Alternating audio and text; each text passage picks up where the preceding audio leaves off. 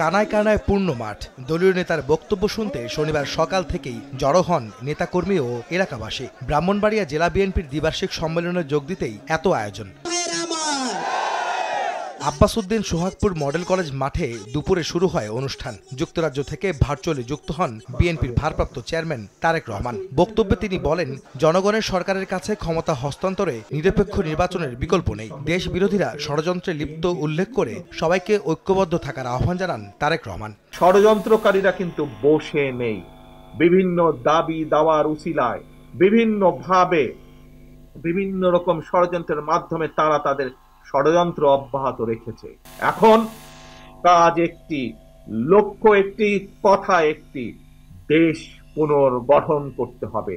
যে কোনো মূল্যে আমাদের বিএনপির প্রতিটা নেতাকর্মীকে আমাদের ঐক্যবদ্ধ থাকতে হবে এবং ঐক্যবদ্ধ থেকে দেশের মানুষকে দিক নির্দেশনা দিতে হবে। এদিকে রাজধানীর উত্তরার 13 নম্বর সেক্টরের খেলার মাঠে বেগম খালেদা জিয়ার রোগ মুক্তি কামনা অনুষ্ঠানে যোগ দেন দলটির মহাসচিব মির্জা ফখরুল ইসলাম আলমগীর। আবারও বিচার বহির্ভূত হত্যাকাণ্ড নিয়ে সমালোচনা করেন তিনি। কুমিল্লায় যৌথ বাহিনীর হেফাজতে নিহত যুবদল কর্মী তৌহিদের হত্যায় জড়িতদের বিচারের দাবি করেন বিএনপি মহাসচিব। কুমিল্লায় আমাদের যুবদলের এক নেতাকে তুলে নিয়ে যাওয়ার পরে যৌথ বাহিনী সে তারপর সকালেই মারা গেছে।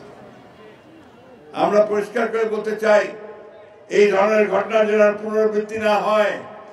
যারা এই ঘটনা ঘটিয়েছে তাদেরকে অবশ্যই বিচারের আওতায় নিয়ে আসতে হবে। নির্বাচন প্রসঙ্গে অন্তর্বর্তী সরকারকে নিরপেক্ষ থাকার আহ্বান জানিয়ে মির্জা ফখরুল বলেন, সরকারের পৃষ্ঠপোষকতায় রাজনৈতিক দল গঠন হলে মেনে নেবে না জনগণ।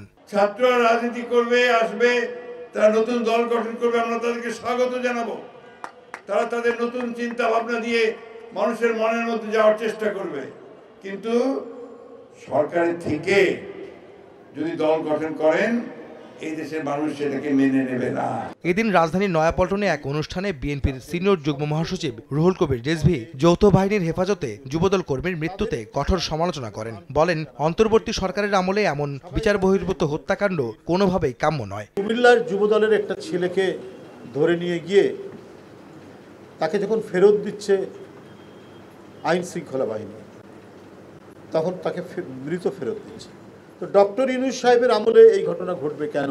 তার সময় যদি শেখ হাসিনার সরকারের বিভিন্ন দুষ্কর্ম এবং অত্যাচারের পুনরাবৃত্তি হয়, তাহলে তো হোঁচট খাবে জনগণ।